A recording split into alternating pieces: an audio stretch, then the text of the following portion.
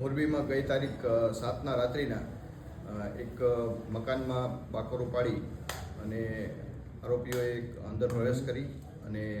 મહિલા સાથે દુષ્કર્મનો બનાવ બનેલો, જે અન્વયે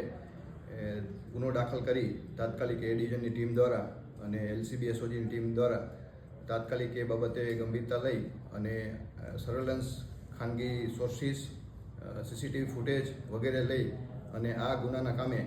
2 આરોપીઓ છે, જે દયાભાઈ ખાનાભાઈ ચૌહાણ રહેવાસી મોરબી તથા હરેશભાઈ જીવાભાઈ સોલંકી રહેવાસી મોરબીવાળાની ધરપકડ કરી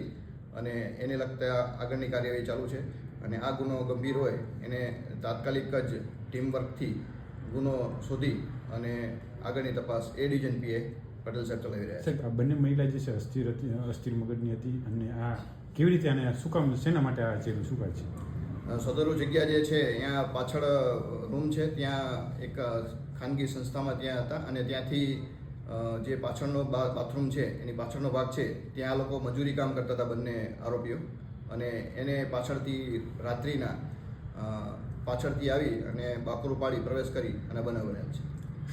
આ થવા પાછળનું કારણ? થવા પાછળનું આ બંનેનો ઇતિહાસ તપાસ છે, જે આરોપીઓ છે એની માનસિકતા શું છે ઇન્વેસ્ટિગેશનમાં, કારણ કે આવું દુષ્કર્મનું કામ અગાઉ કોઈ